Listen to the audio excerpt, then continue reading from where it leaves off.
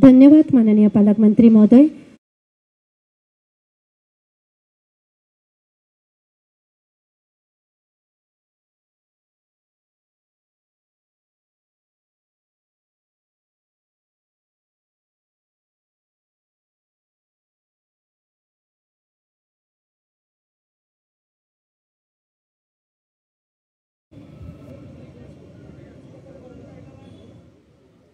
असं नसतं क्या तुम्ही बसा ना, बसले तर चालेल ना।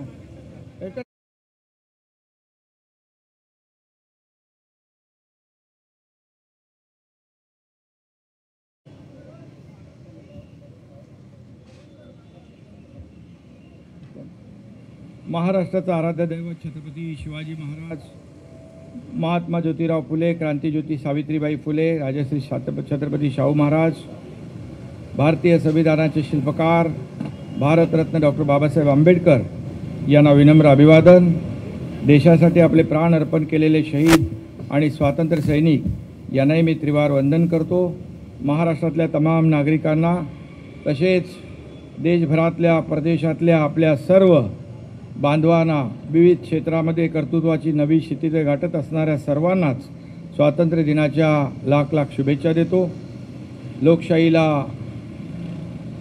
लोकशाहीतला सर्वात पवित्र असा सण म्हणजे आजचा दिवस। भारतीय स्वातंत्र्याच्या अमृत काळाचा आपण सगळे साक्षीदार आहोत। स्वातंत्र्याच्या बेडा तुटून आपला देश स्वतंत्र झाला त्याला आता 79 वर्ष होत आहे। स्वातंत्र्य सैनिकांनी आपल्या प्राणांची आहुती दिली नसती, रक्त सांडलं नसतं तर आजचा दिवस आपण बघू शकलो नसतो। प्रगतीच्या पाऊलखुणा, विकासाची ही घोडदौड आपल्याला पाहायला मिळाली नसती। त्यामुळे केवळ स्वातंत्र्य दिनच नाही तर शहीदांचं स्मरण आपल्याला सदैव व्हायला हवं। मित्रहो, देश बदलतोय, विकासाचे वारे वाहू लागले। 10 वर्षापूर्वी आपल्या देशाची अर्थव्यवस्था 11व्या क्रमांकावर होती, ती आज पहिल्या 4 क्रमांकामध्ये मोजली जाते। लवकरच ती जगातली 3री मोठी अर्थव्यवस्था म्हणून भारताची उदयाला येते। भारताच्या सामर्थ्याची ओळख आता जगाला पटलेली आहे। आज आपला भारत देश महासत्ताच्या दिशेने जातोय आणि महासत्तांच्या डोळ्याला डोळे भिडवून स्वाभिमानाने उभा आहे।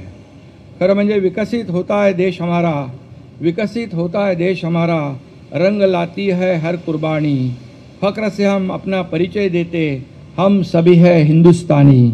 देशाची प्रगती अनेकांना बघवत नाही, त्यामुळे आपले शत्रू वाढले, पण हम किसी से कम नहीं हे आपण दाखवून दिलेलं आहे।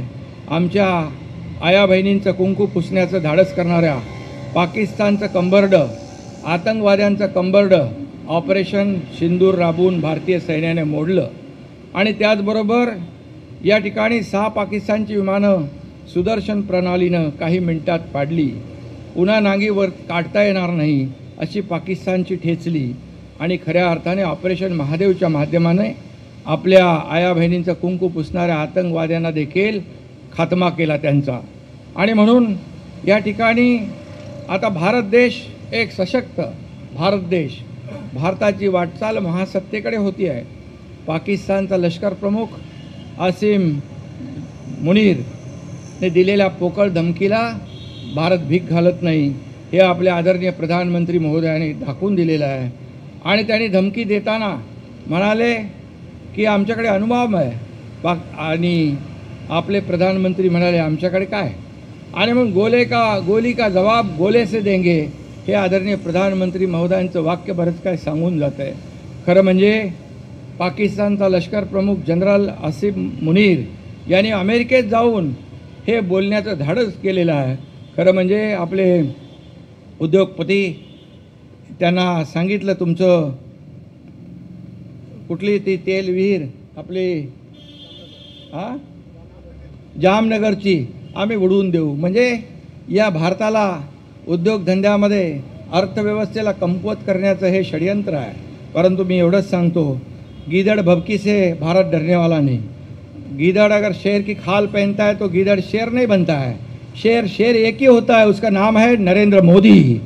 आणि म्हणून मी या ठिकाणी सांगतो, वाघाचं कातडं पांघरून वाघ होता येत नाही आणि म्हणून अशा किती धमक्या दिल्या तरी भारत घाबरणार नाही. हा नया भारत आहे, घुसके मारनेवाला भारत आहे, हे आपल्या लष्कराने दाखवून दिलं आहे.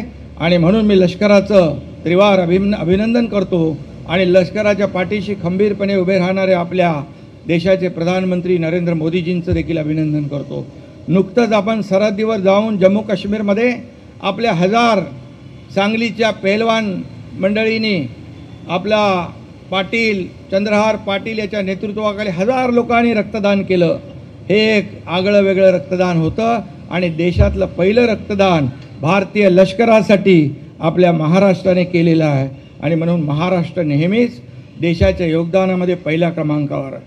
आणि म्हणून मी एवढंच सांगतो, या ठिकाणी प्रधानमंत्री नरेंद्र मोदीजींच्या नेतृत्वाखाली आज देशाच्या विकासाचं जे वेगवान घोडदौड सुरू आहे ही अनेकांना बघवत नाही. म्हणून आपल्याला देखील बेसावध राहून चालणार नाही. अमेरिकेसारख्या महासत्तेने आयात शुल्क वाढवून भारतासमोर आव्हान उभं करण्याचा प्रयत्न केलेला आहे, परंतु आपला भारत जगातली आर्थिक महाशक्ती होण्यापासून कोणीही रोखू शकत नाही.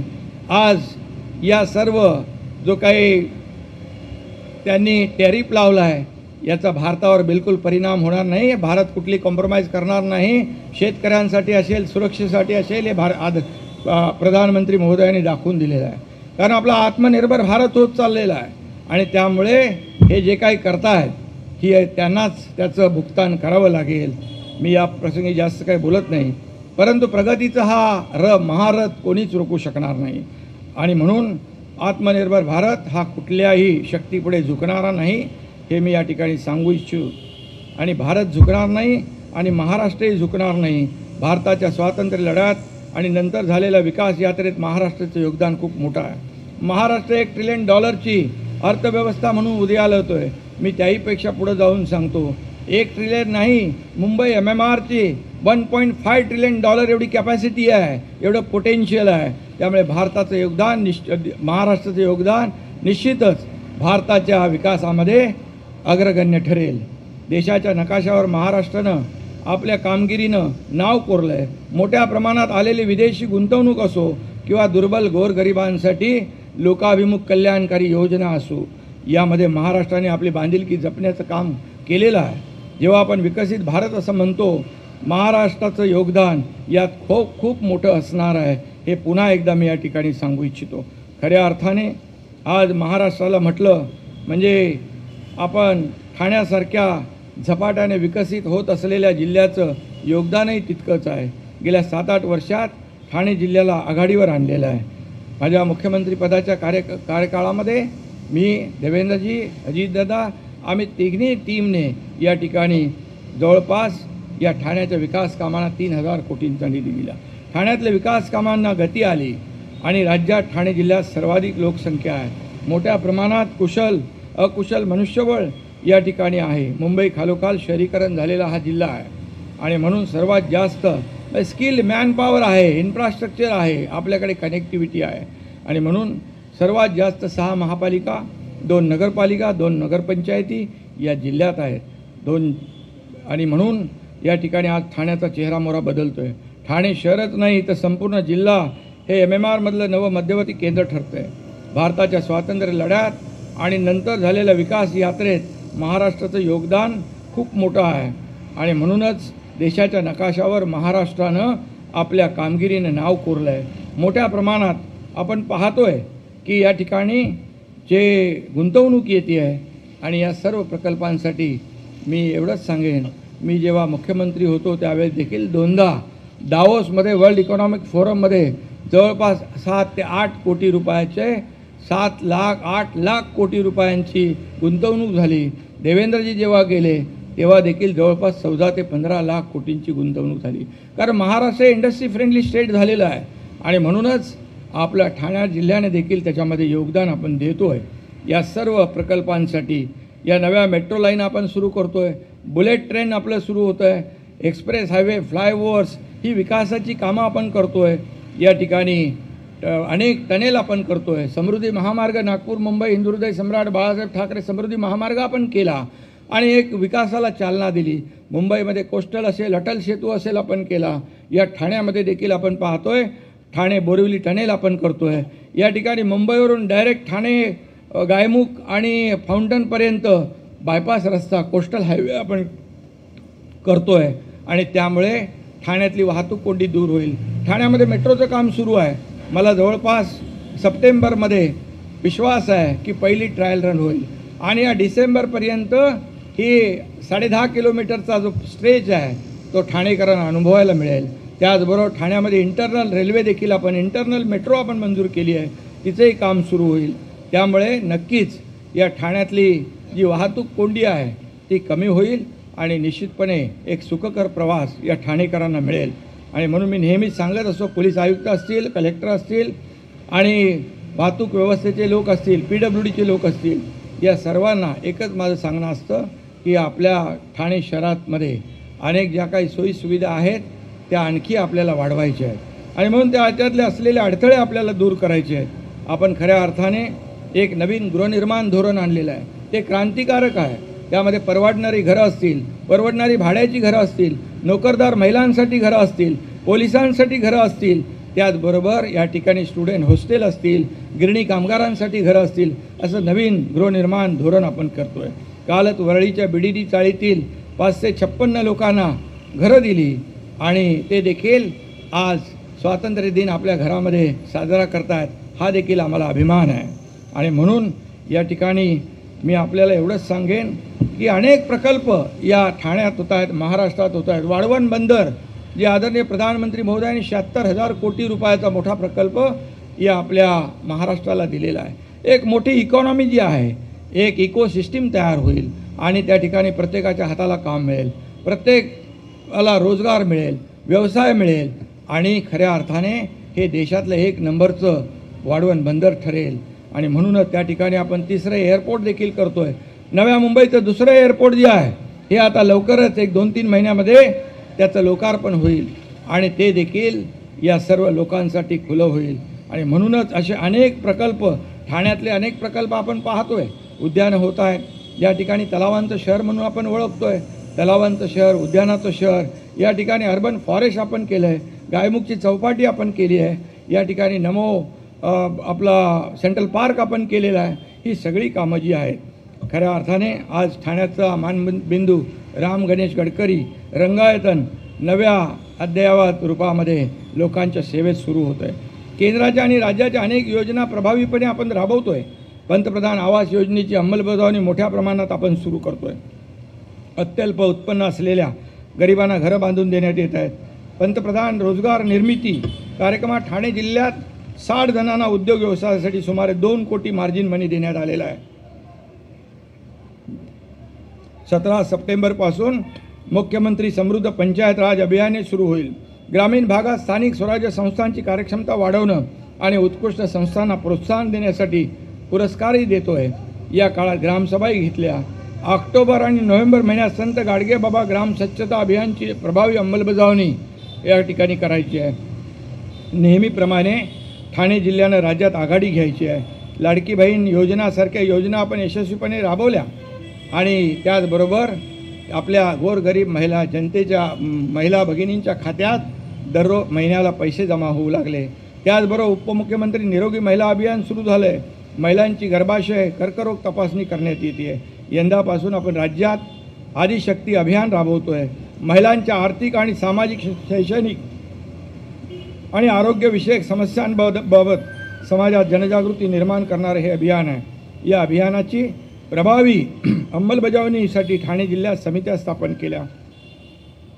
शासनाच्या 100 दिवसाच्या कृती आराखड्यात ठाणे पालिकेचा पहिला क्रमांक आला. जिल्हा परिषदेला देखील या ठिकाणी मानाचं स्थान मिळालं. ऑफिसमुळे सुसूत्रता आली, पारदर्शकता आली आणि म्हणून शासकीय कामकाजात अद्ययावत तंत्रज्ञानाचा वापर वाढवला गेला पाहिजे. आता आर्टिफिशियल इंटेलिजन्स सारखं आधुनिक तंत्रज्ञान देखील आलेलं आहे आणि शासकीय विभागाने त्याचा अधिकाधिक वापर केला पाहिजे. सर्वसामान्य लोकांना मंत्रालयापर्यंत जाण्याची वेळ येता कामा नये. शासन आपल्या दारी हा प्रकल्प आपण राबवला यासाठीच की शासन तुमच्याकडे येतं आहे, तुम्हाला इकडे येण्याची आवश्यकता नाही. म्हणून प्रत्येक जिल्हाधिकाऱ्यांनी, प्रत्येक जिल्हा शिवोने, अनेक सर्व जे अधिकारी आहेत त्यांनी ठरवलं पाहिजे की आपल्या इथे आलेल्या माणसाला आपली समस्या इथे सोडवता आली पाहिजे. आणि म्हणून या ठिकाणी 100 दिवसाचा कार्यक्रम, 150 दिवसाचा कार्यक्रम कृती आराखडा मुख्यमंत्री महोदयांनी सुरू केलेला आहे आणि त्याला चांगलं यश देखील मिळतं आहे. आणि म्हणूनच या ठिकाणी अनेक आपण उपक्रम राबवतो आहे. सेंद्रिय शेतीला देखील प्राधान्य देतो आहे. त्या ठिकाणी ठाणे महापालिका देखील पुढे आहे आणि म्हणून या ठिकाणी दादोजी कोंडदेव स्टेडियम आहे ते देखील आपण त्याचं पुन्हा रुपडं पालटतो आहे. ते आंतरराष्ट्रीय दर्जाचं होतं आहे. याशिवाय नागरी आयुष्यमान केंद्र आपण उभारतो आहे. शूटिंग रेंजवर उभारून खेळाडूंसाठी आंतरराष्ट्रीय दर्जाच्या सुविधा आपण देतो आहे. नवी मुंबई महापालिकेने दिव्यांग व्यक्तीसाठी शिक्षण, प्रशिक्षण आणि सेवा केंद्र ETC विभाग दिव्यांगांसाठी अर्थसहाय्य करत आहे. आणि म्हणून सुशिक्षित बेरोजगारांना देखील आपण बीज भांडवल देतो आहे. मुख्यमंत्री रोजगार योजनेतल्या गेल्या 2.5 वर्षात मोठी गती मिळाली. गेल्या 1.5 वर्षात 550पेक्षा युवक युवतींना रोजगार, 5.5 लाखपेक्षा जास्त लोकांना महाराष्ट्रामध्ये आपण रोजगार दिलेला आहे. मीरा भाईंदर इथं नव्याने दिवाणी न्यायालयाचं काम सुरू आहे. ठाणे जिल्हा सत्र न्यायालयाचं देखील भव्य इमारतीचं लोकार्पण झालं. अंबरनाथ इथं दिवाणी न्यायालय सुरू झालं.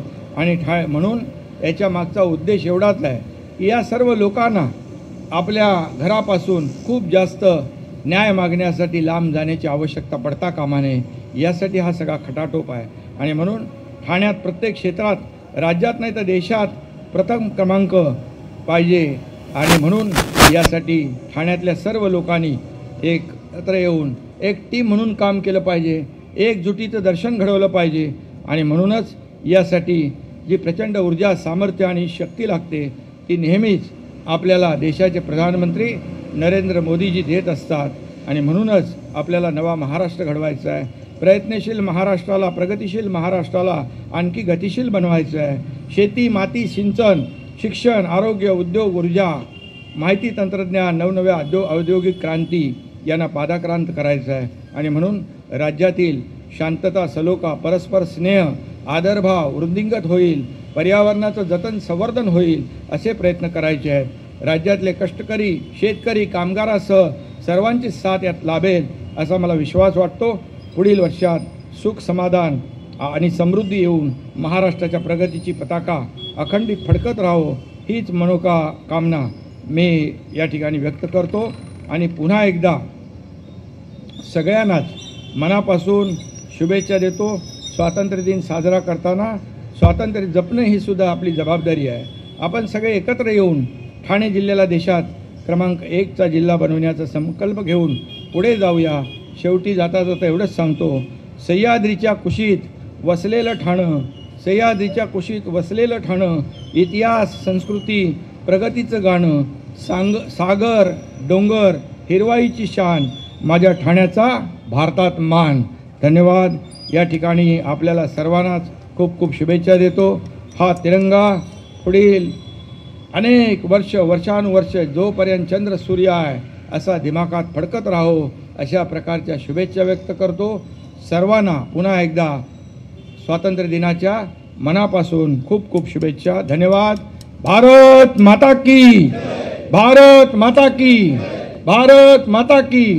जय हिंद, जय महाराष्ट्र. धन्यवाद महोदय. यानंतर माननीय पालकमंत्री इथं उपस्थित स्वातंत्र्य सैनिक, शहीद जवानांच्या वीरमाता